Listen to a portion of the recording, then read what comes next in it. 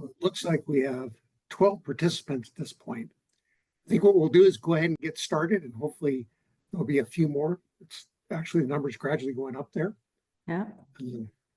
So want to welcome everyone to the Citizens Law School for the second session out of 8 weekly sessions that we're having this year. My name is Joe Sullivan. I'm an attorney practicing law in Great Falls.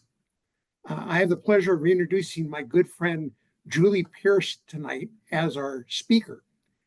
I wanted to introduce Juli as an avid concert goer and lover of puppies, and she said that was okay to introduce her that way. And Sure is. besides her love of music and cuddly dogs, she's also the past president of the State Bar of Montana. She's an attorney in Billings, longtime solo practitioner, but I just learned from her this week that she's formed a new law firm in Billings.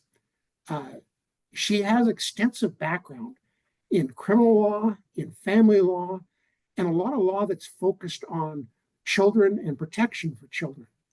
So her topic tonight is twofold: dealing with family law and dependent neglect law. And with that, not getting much deeper into things on her, Juli, take it away. Thank you, Joe. Hello, everyone. Like Joe said, I'm Juli Pierce. Joe and I know each other from him recruiting me to be on the National Conference of Bar Presidents with him, which I appreciate. And he is also past president of the State Bar. So we see each other often at State Bar things, and I'm happy to be here tonight to talk about these two very interesting topics. As I was going through these things that are near and dear to my heart, I realized there's a lot of material to get through tonight. So I'll do my best to get through it and give you just the bird's eye view of things. And I always say I'm an attorney. I do work in this area of law, but that doesn't mean I know everything off the top of my head. So if I don't know something and you have questions and I need to follow up, I'm happy to follow up with you. And my email will be at the end of the presentation, so you can let me know if you have questions. And then Joe is going to help today. If you have questions as we go, you can certainly put them in the question box below, or the chat box below, and Joe will help me kind of see through those as we go. So I'm just going to get started because we have a lot to go through. So we're going to go through family law first, and that's commonly thought of by most people as divorce. In Montana, it's actually called the dissolution of marriage. So we have a little bit different way of describing it. And there's also such a thing in Montana called legal separation, which requires basically the same documentation and petition as a dissolution does. So unfortunately, my topics aren't always the most fun, but these are things that are real life and happen every day. There have been more petitions for dissolution filed than normal in the last few years. So we've had quite a few, and we've had a significant number of child abuse and neglect cases filed too, which I'll get to in a little bit. So the requirements to file a petition are relatively simple. You have to show that the marriage is irretrievably broken, which basically means there's no hope of reconciliation. It's pretty simple. No reasonable prospect of reconciliation. You had to have lived in Montana for 90 days prior to the petition, and you actually don't have to file in the county in which you live. You just have to file in any county in the state of Montana, which some people don't know. And you also have to prove that you have either lived apart and separate for the past 6 months, or that there is serious marital discord. So then you aren't required to have to live apart for the past 6 months. Most people file under the serious marital discord. Once you have the petition filed, you file it with the court. Many counties in the state are now on e-filing, so you can e-file that petition, and it costs a fee. And then you have to serve the other party, the opposing party. So you provide a summons and you serve them. You have to serve them either by personal service, or if you can't eventually serve them, you can serve them by publication. And when they are served, they have 21 days to respond to that. And then a hearing is set and things are set from then on. You have to provide in Montana what's called a preliminary disclosure of assets, debts, and monthly expenses. So each party is required to disclose that to the other party within 60 days of filing.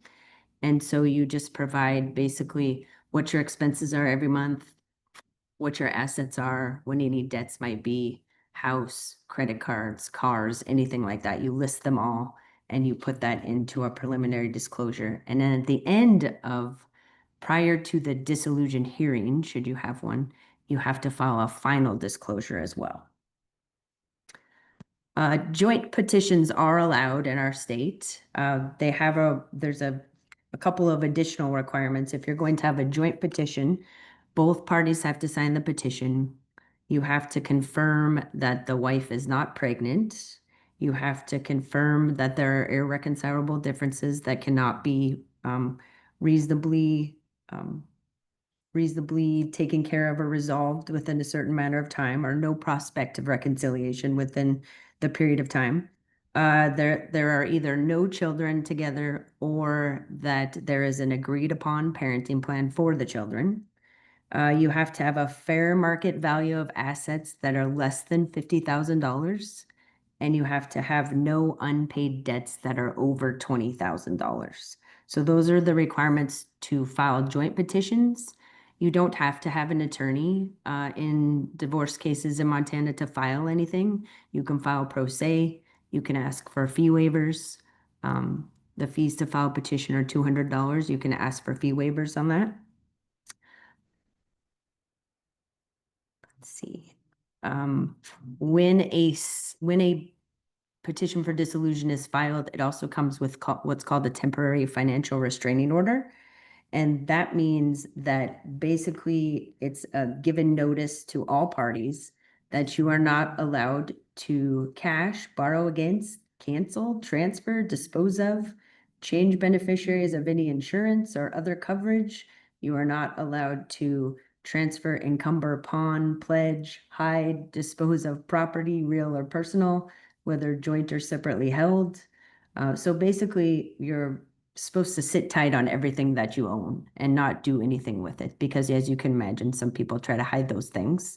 I had a divorce case a few years ago where the opposing party was actually indicted in federal court and was tried for tax evasion, and he had been hiding assets that my client didn't know about in a different state. So, and he was convicted of that, but it was an interesting case. And eventually we found out that he was hiding things. A lot of people ask about alimony, which is called maintenance in Montana. That is a rare, that doesn't happen often, but it happens when there's kind of an inequity in the marriage as far as finances go. So that happens when there's basically the one party doesn't have sufficient property or ability to support him or herself. So the party who does work, usually outside of the home, owns a business, whereas the other party doesn't. Then that person who doesn't work can ask for maintenance while the petition is pending, which I have seen. And after the dissolution is ordered, some people are provided maintenance. A lot of times after a dissolution is ordered, the maintenance goes away because in exchange, there's some sort of agreement as far as what happens with property, and that kind of balances out as far as the maintenance goes. But the things that judges look for maintenance are basically that there's one party who's unable to support themselves financially. There's one party who might be a custodian of a child who maybe doesn't allow the person to work outside the home. And then they have to look at the standard of living during the marriage. They have to look at the duration of the marriage. A lot of maintenance is ordered where there has been a long-standing marriage, like 20 to 30 years, where the one party raised the children and didn't work outside the home, and then the other party maybe owned a business or worked outside the home. And then the ability of the spouse who doesn't work to locate employment is another thing that the judge must look for. So those are some things that education of the parties, the judge has to look at all those things in order to grant maintenance either temporarily or permanently. Mediation is something that is not required, but it is often requested and ordered in Montana. There is a statute that allows for it. The only time where it is not allowed is if there is some sort of domestic violence in the relationship, and then it is not allowed unless both parties waive that and agree to it, which doesn't usually happen in domestic violence situations. And you can probably imagine why that's not appropriate to have mediation in domestic violence situations. So, division of property is something that a lot of people have questions about, and it's kind of a typical attorney answer because it all depends on a number of things. But the key words in Montana are equitable distribution of property. So there are a number of things that the Supreme Court and the statutes have told us are required.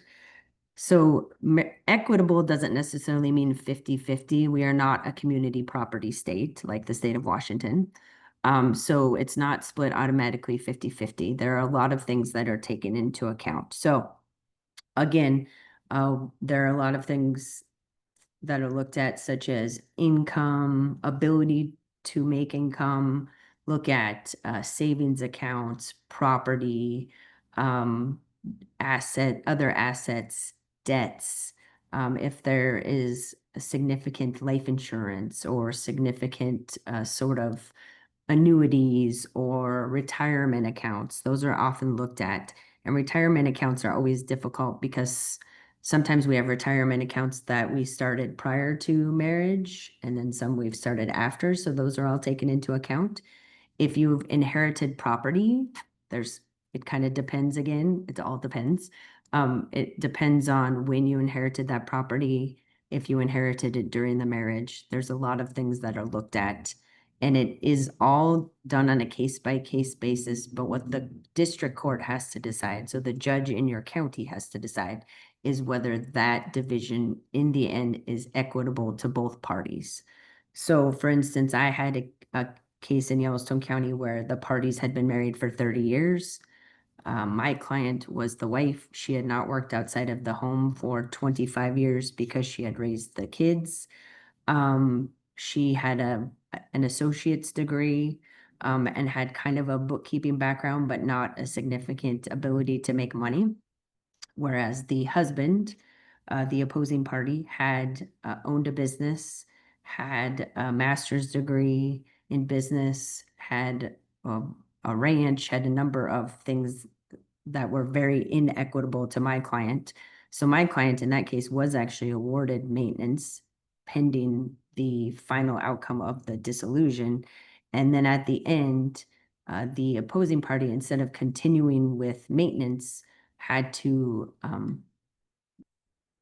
was required to give my client a lot of his retirement and pay out some of the house that they owned together. So that was how it was made equitable for them to kind of be equal in the end. It's very difficult. It's a difficult concept when you have people who are married a lengthy period of time. You also look at the duration of the marriage. So that always makes it a little bit difficult, especially when you have people who are married for a long time. If you're married for less amount of time, it's not as difficult to do the equity.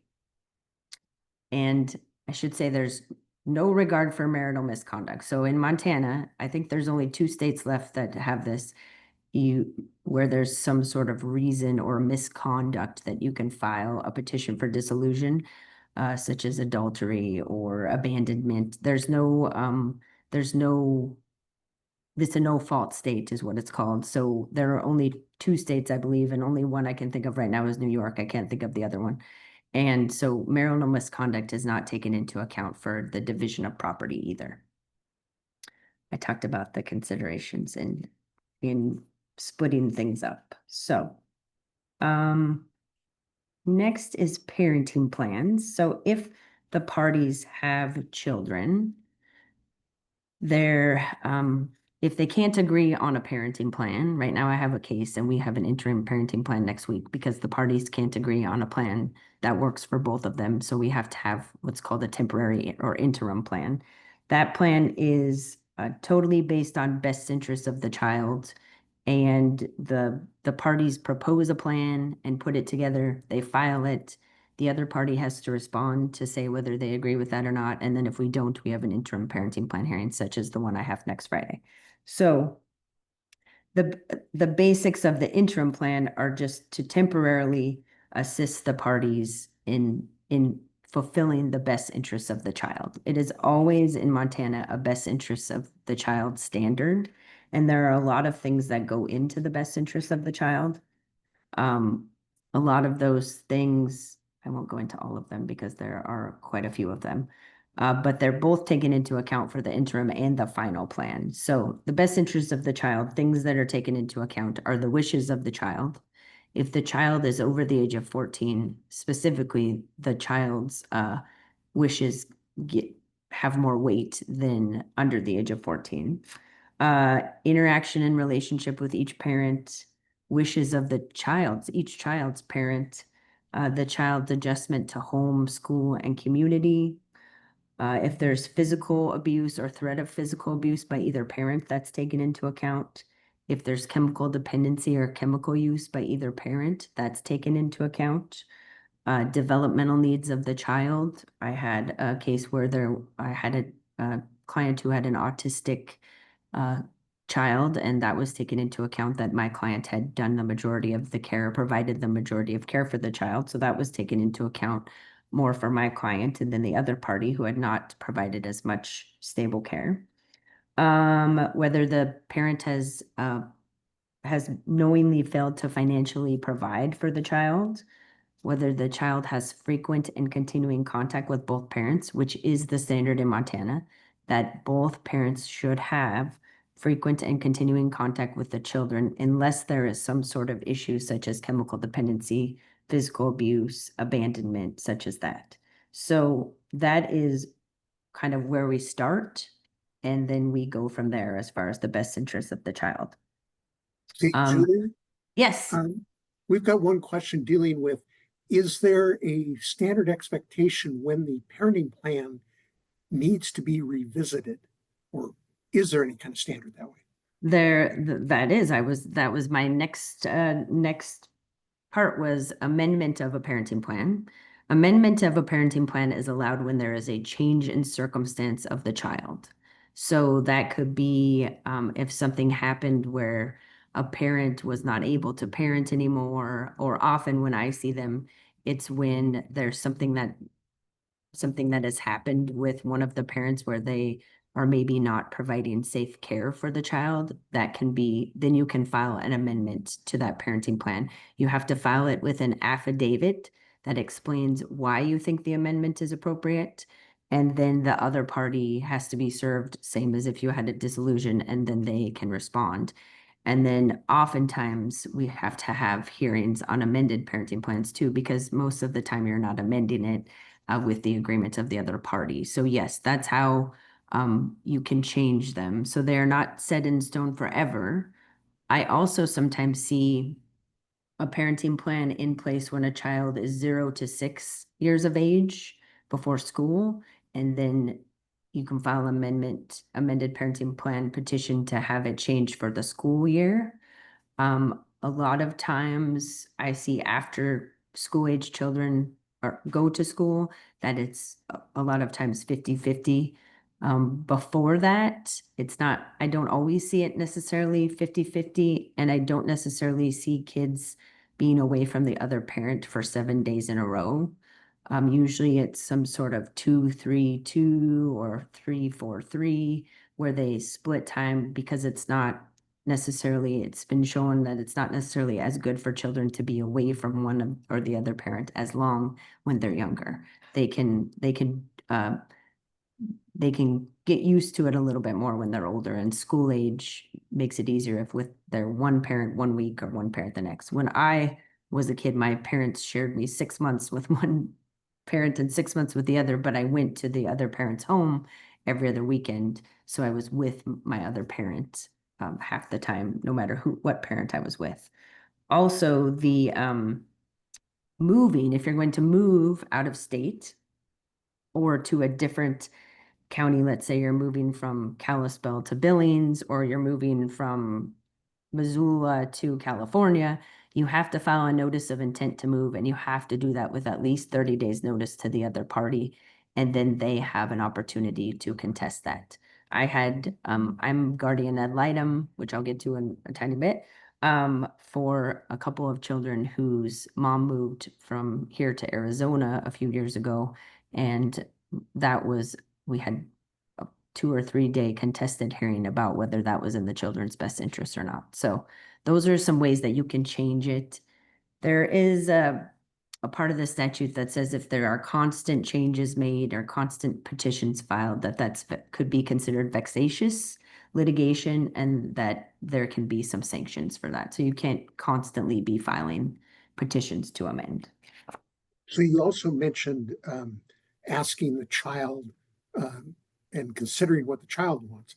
Is there a question here is there any age that either the court or the mediators are really look at that with a heavier or lesser amount?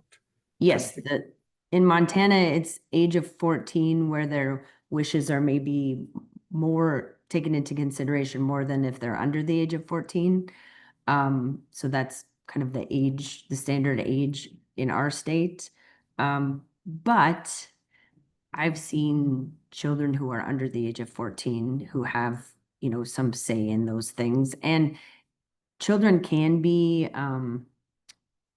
they can be interviewed by the court from motion by either party, and those interviews are recorded. So the parties can listen to them afterwards if necessary. If the child has an attorney or a guardian ad litem, such as when I serve as guardian ad litem, which is Latin for appointed by the court to represent the best interests, then that it is someone who can go in with them to talk to the judge. All the judges that I've appeared in front of who interview children do a great job of asking open-ended questions and taking into account their wishes, while also telling them that I can't necessarily, do everything you ask to, but I will take your wishes into consideration. So although the age 14 is kind of the standard, it doesn't necessarily mean that if they say, I want to live with mom, that's the end all be all. They have to take into account, the judge has to take into account all the best interest standards that I outlined. I hope that helps answer that question. Oh, look, I talked about all those things. So,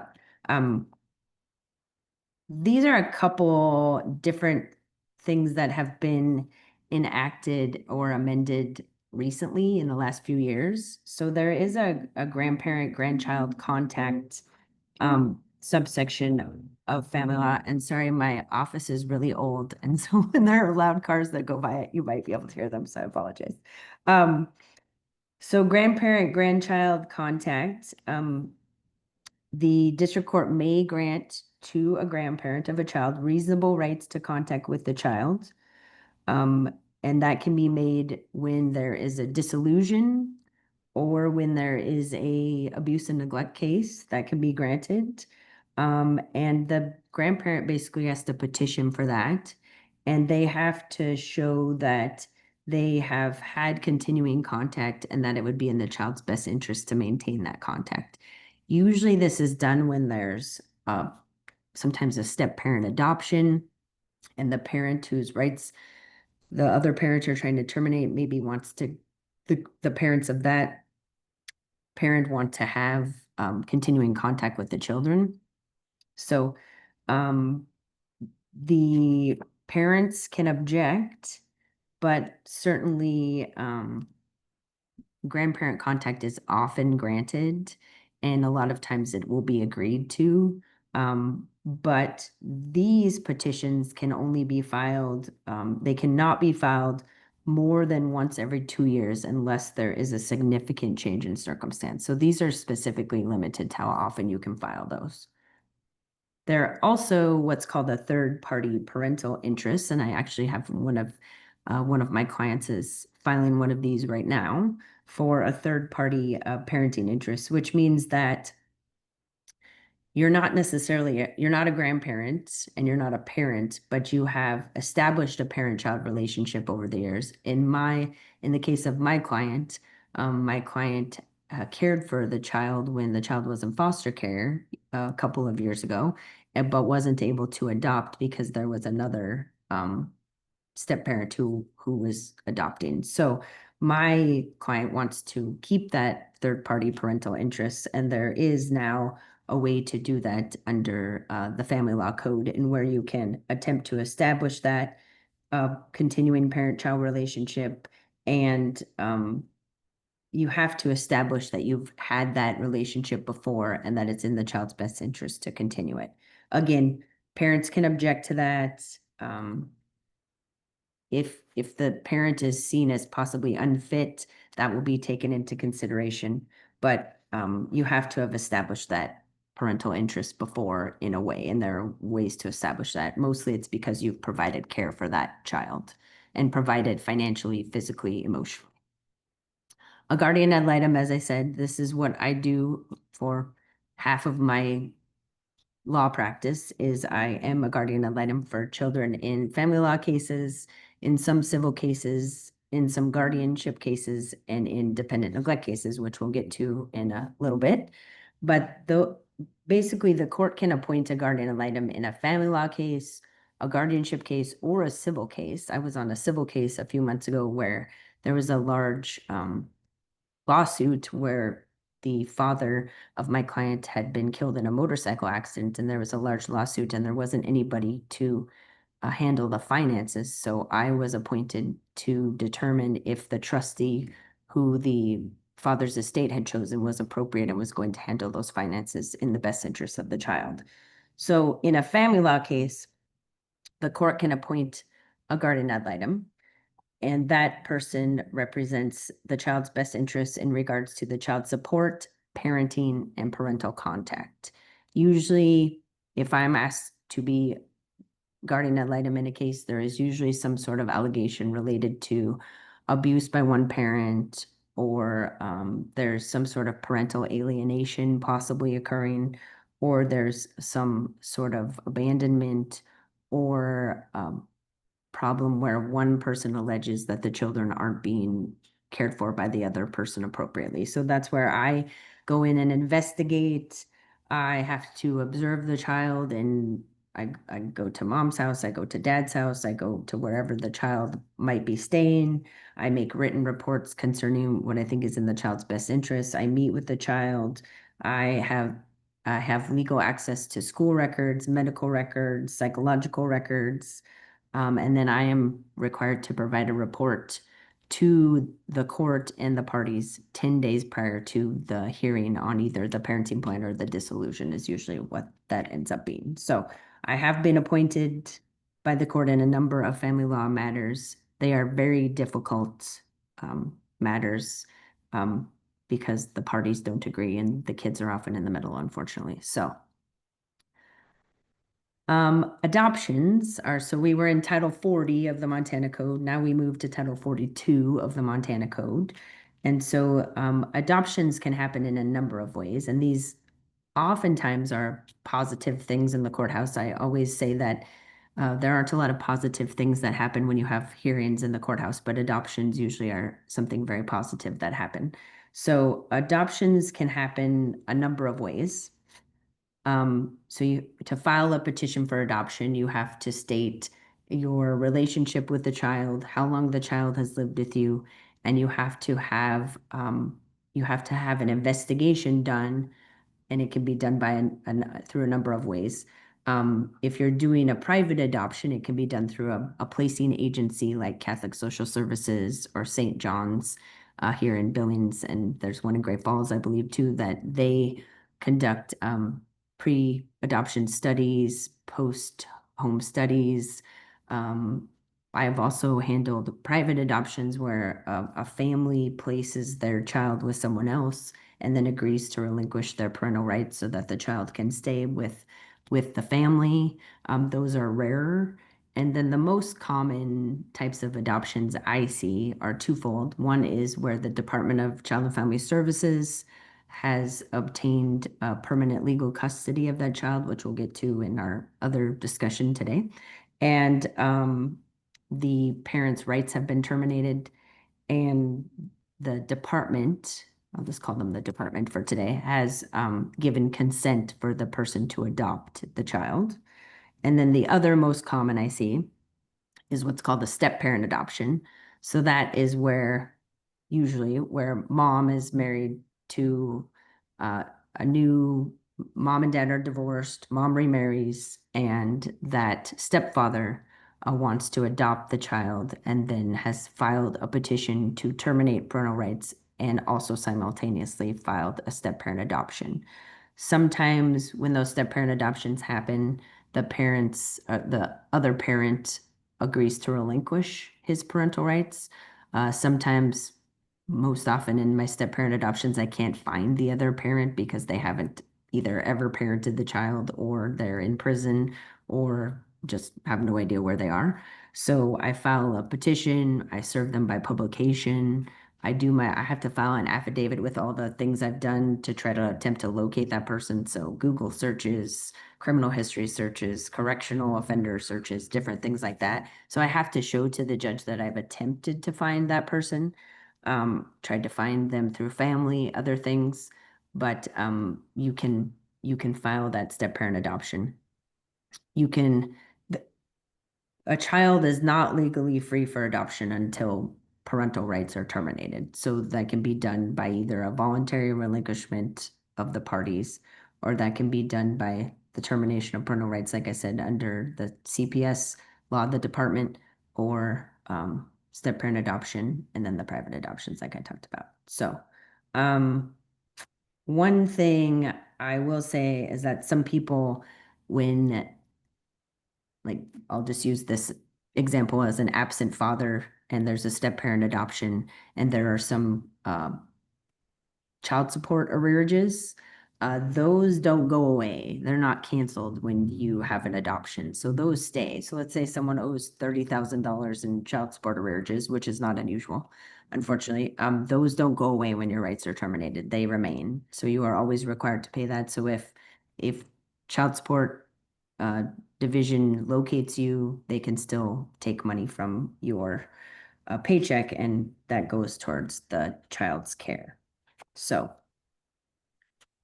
under the Indian Child Welfare Act, we'll talk about that a little more with the abuse and neglect law too. Often have to have the tribal consent as well. So, Joe, any questions before I move on to the next? Yeah, one Okay. kind of backtracking to Yes.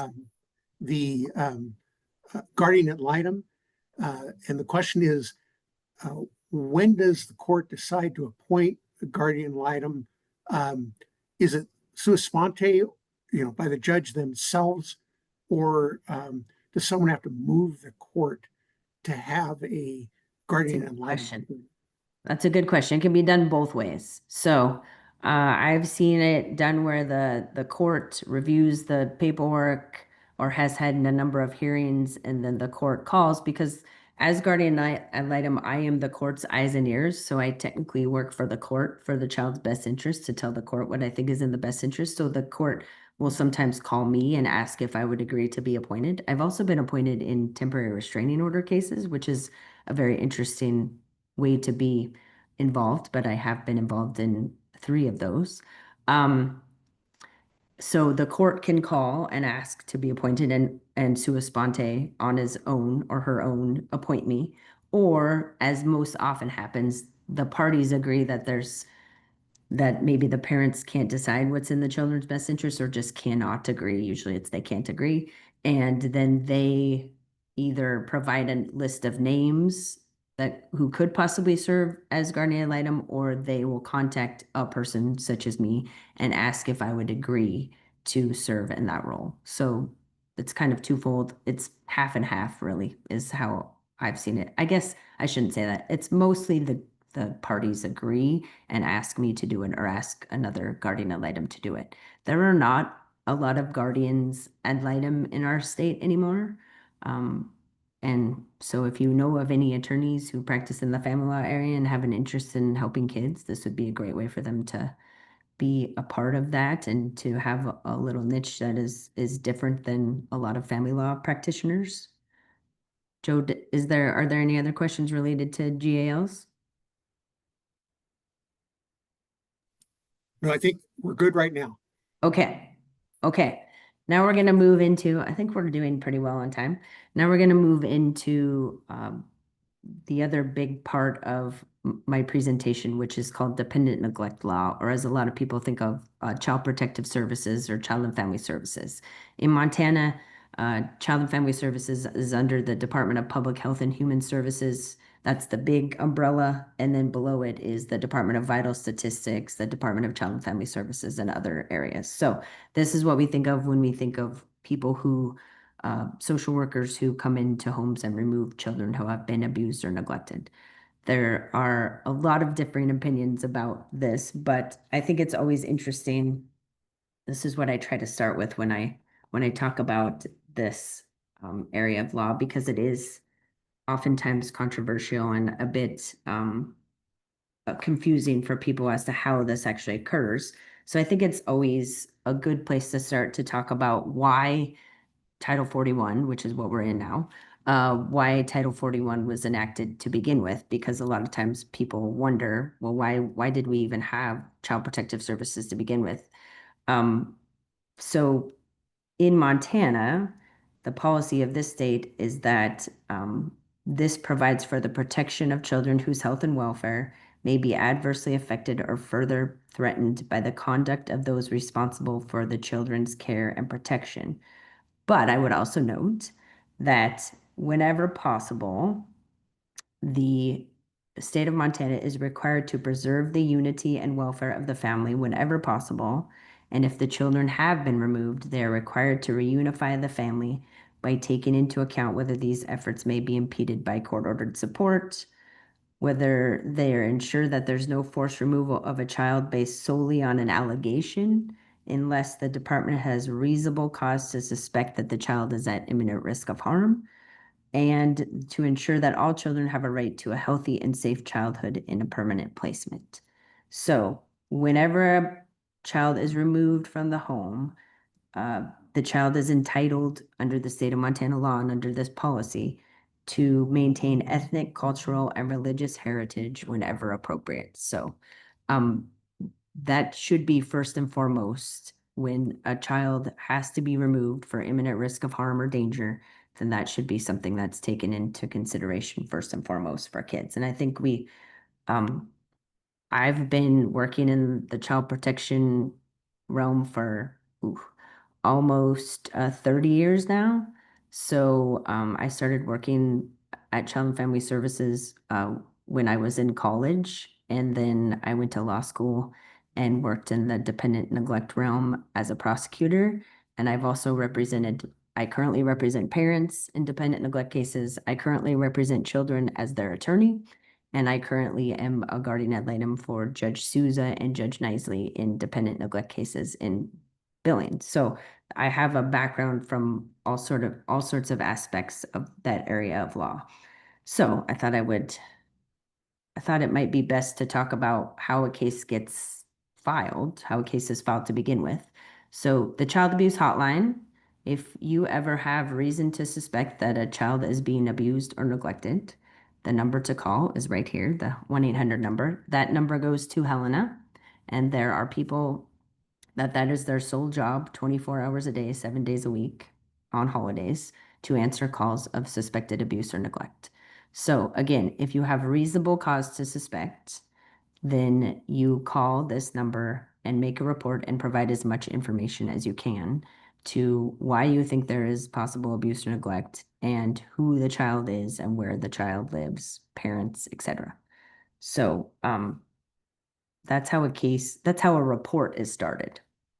Mandatory reporters are people who have an obligation to report child abuse and neglect if they have reasonable cause to suspect. So mandatory reporters are doctors, school teachers, nurses, social workers, religious healers, guardians ad litem, um, basically counselors, people who work with children who have reasonable cause to suspect that something is going on. And abuse or neglect covers a number of different things. So a lot of times we think of abuse or neglect as somebody who is physically abused, and that's one way of suspecting child abuse, or that's one form of child abuse. Sexual abuse is another form of child abuse. Psychological abuse is another form of child abuse, and that can even qualify in Montana as witnessing domestic violence is sometimes considered to be psychological abuse. Abandonment is considered a reason for abuse or neglect. Um, Medical abuse or medical neglect is another subsection. And then the main one that I see most often is called physical neglect. So physical neglect basically encompasses a lot of things that maybe we don't always think about as abuse or neglect.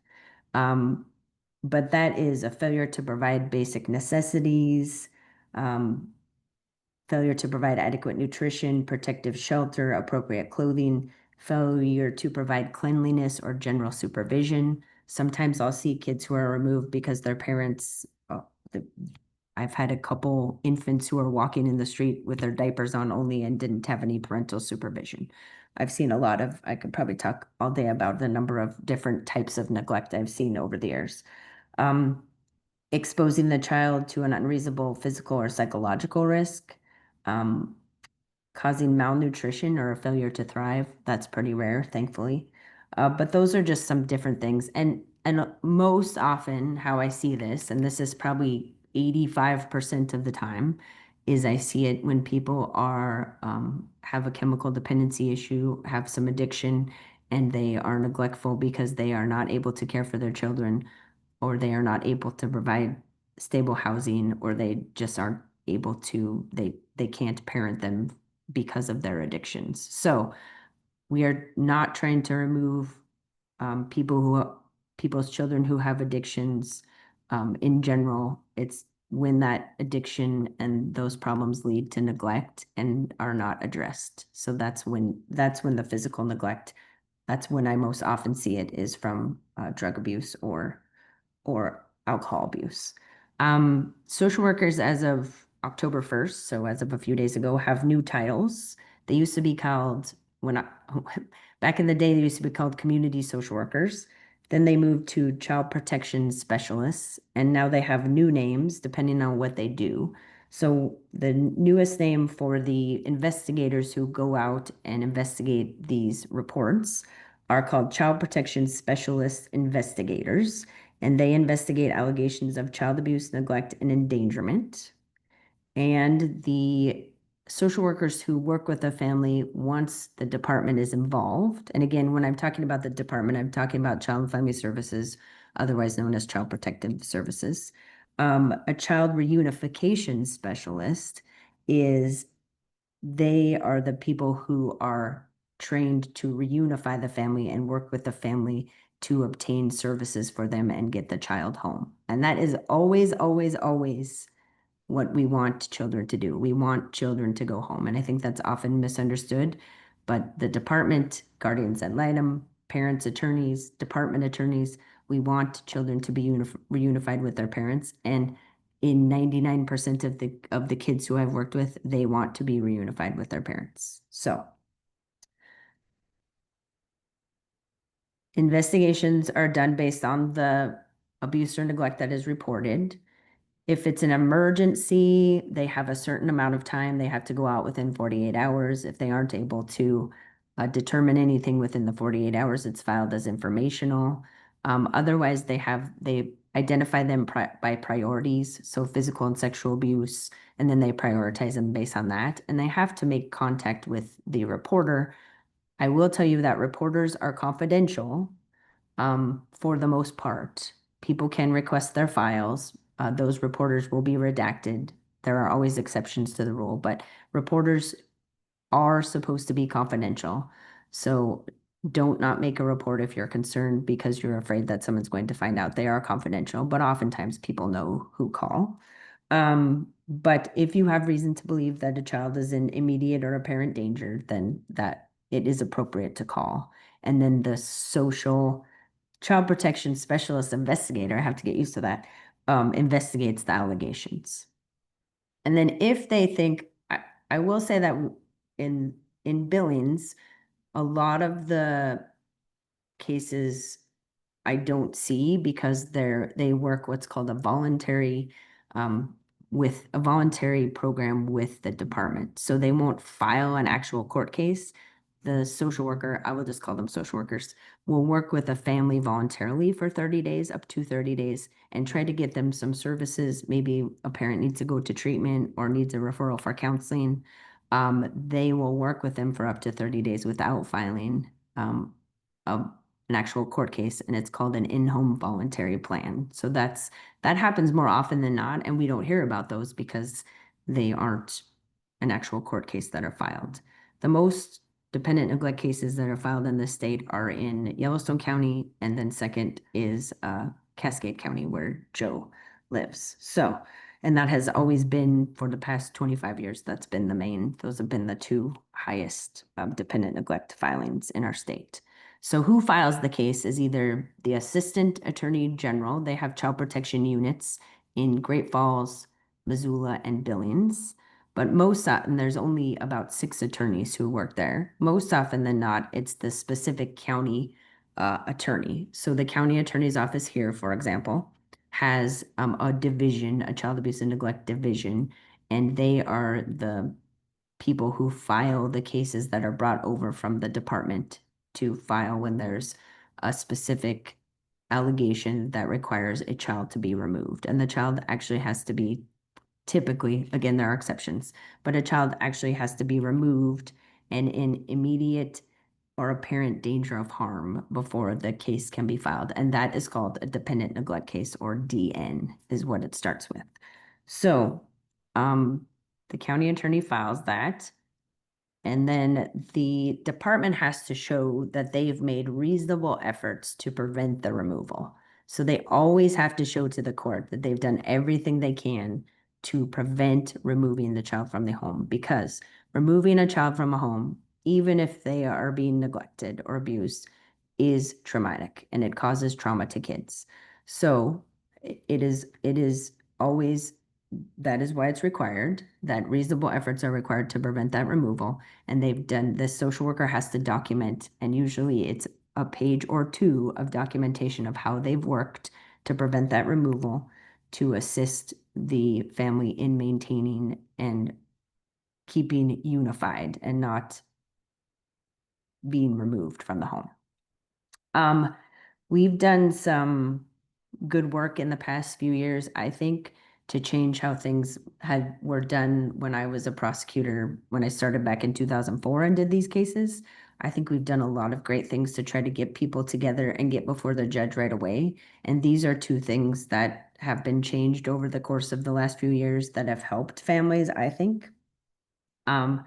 So the timeline requirements of this are when you file an app, when you remove a child, you have to, as a social worker, prepare an affidavit, and that has to be filed within 48 hours of removal. So within 2 days of removal, and a copy of that has to be provided to the public defender's office, who appoints the children's attorneys and the parents' attorneys.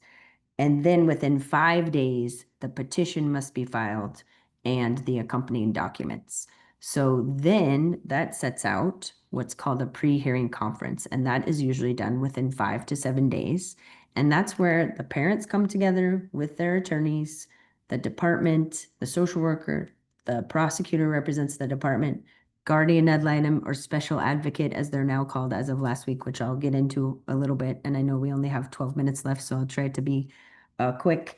They come together and talk about how to help the family. They don't talk about why the child was removed, but they talk about how to help the family reunify. So what things can be put in place for the child to go home. And the goal is always to go home. So what can be put in place to allow for that to happen sooner than later? So that's what's discussed. Always best interest of the child again, and that's what's discussed. Let's see here.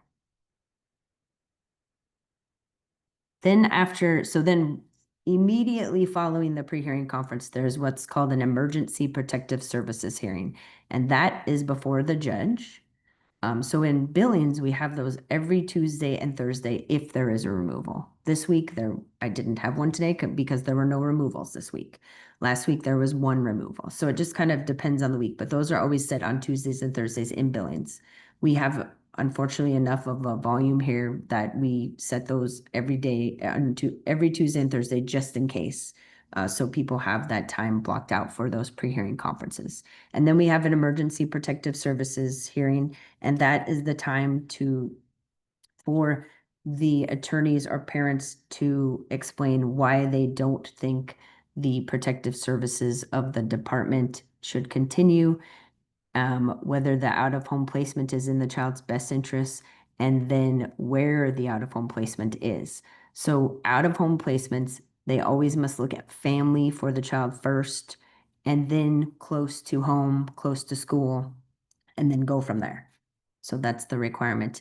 I put down priority because dependent neglect cases in the state of Montana have priority over all other cases. So that's including juvenile cases, criminal cases, divorce cases, civil cases, everything. We have priority and we will bump all other hearings if necessary to hold that hearing.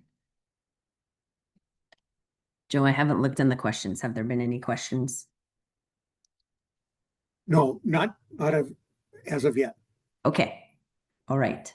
I know this is a lot to provide to people. So I talked a little bit about this, but there are automatically from the public defender's office attorneys appointed for each parent. So the public defender's office appoints usually to the mother first. Then they have a conflict office that appoints to the father. And then they have us other private attorneys, and we often represent the child. So the child, as of 4 years ago, I think 4 years ago, maybe it's only been 2 years. I'm sorry, 2 years ago. As of 2 years ago, the child now has his or her own attorney too. And I will talk about, I see the question from Mary Kay about a difference between a guardian ad litem and a CASA, and I will get to that right now as I'm talking here. So, attorneys for the parents argue for what they want, and usually for reunification, almost always. And then attorneys for the child. So this is called an attorney in fact for the child.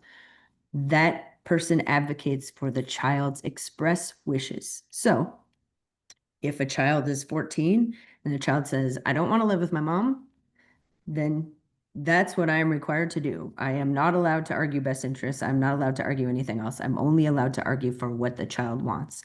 If the child is an infant, I am to substitute my own judgment for what I think a child would want. And I almost always say that an infant would want to be with his or her mother or father, with his or her parents, and wants to be safe. So that's what I use as my substituted judgment. The question about a guardian litem and a CASA is a very interesting one because the law just changed last Wednesday. So the law used to read that whenever a child was removed from the home, a court-appointed special advocate would serve as a guardian ad litem, or in cases where there is not a volunteer court-appointed special advocate or CASA, then an attorney guardian ad litem could serve in that person's volunteer stead.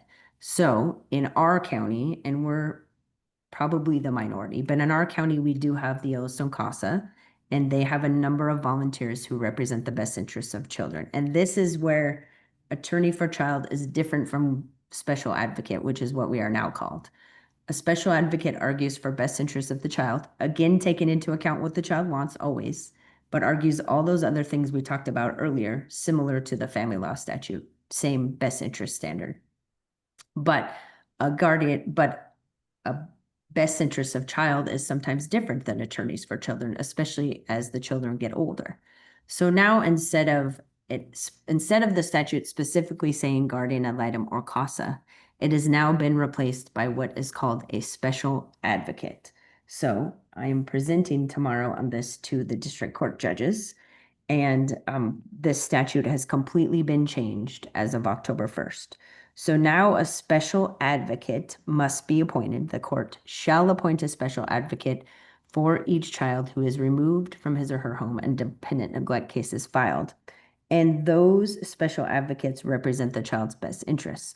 Those are supposed to be volunteer advocates. However, if a volunteer advocate is not available, then the court may order to pay for a guardian ad litem or an attorney guardian ad litem. So, but I am not called a guardian ad litem anymore in dependent neglect cases. I am called an attorney special advocate. So now in our county, because we have a CASA program, those are the volunteer advocates that are first asked if they can be assigned to represent a child. Right now, CASA does not have any available volunteers because of the volume that we have in our county. And thankfully, I can say our volume this year is much lower. We haven't had as many kids removed this year, which is really great.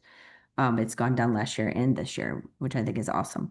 But we still don't have enough court-appointed special advocates. So I agreed to be a special attorney special advocate for a child on Tuesday because there was no CASA. But now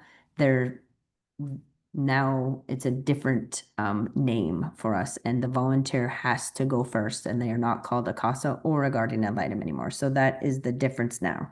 There are a number of requirements for this. You can look this up if you want. It's called Senate Bill 464.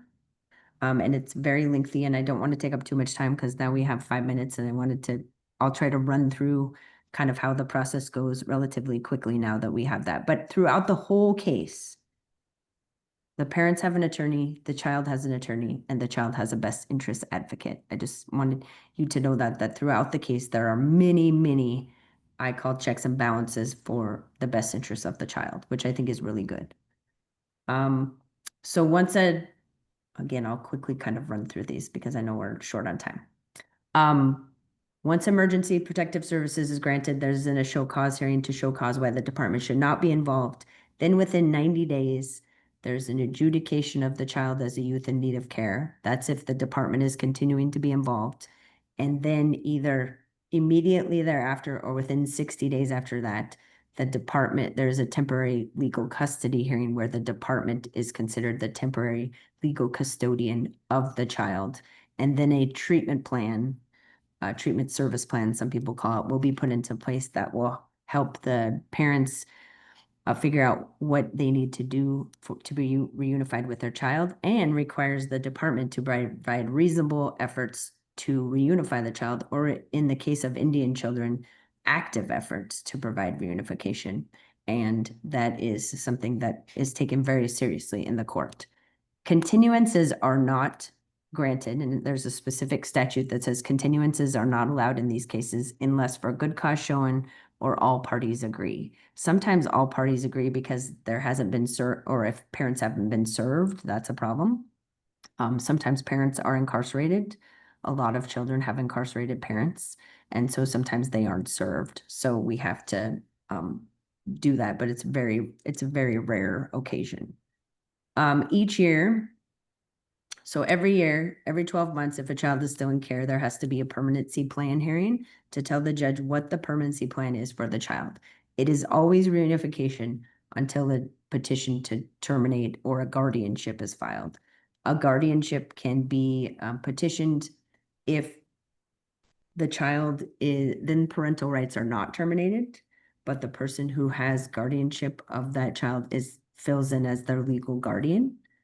Or if a child is a teenager and there is no one for the child to return to, the department can obtain long-term custody. We have lots, in Billings especially, we have lots of status hearings. A couple of our judges have hearings once a month to check in on kids. So they are really holding the department's feet to the fire and checking in on the best interests of children. So I wanted everyone to be reassured about that. There are many counties that do that. And then the final, which is the most significant of all things in the justice system, in my opinion, is a petition for permanent legal custody. This is not the norm, and I want people to be aware of that.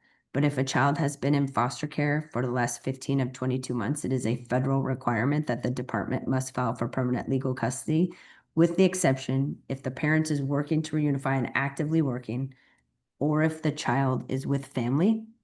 Those are the two exceptions that can kind of prolong that. And children should be placed with family. That should always be the priority. So that is I'm running out of time here. I have a minute. So basis for termination is failure to complete a treatment plan, abandonment, or relinquishment are the basic three. Those are really basic, and I'm not going to go into those anymore because I'm out of time. But those are the basic reasons that the department may terminate or attempt to terminate parental rights. And the burden of proof is higher. It's clear and convincing. And for Indian children, it's proof beyond a reasonable doubt. So it's very significant. It's like a criminal case is proof beyond a reasonable doubt as well. So I made it at 7:29. I know I ran through those very, very quickly at the end. I noted the guardian ad litem because in the new statute, they did not replace as guardians ad litem when a petition to terminate is filed.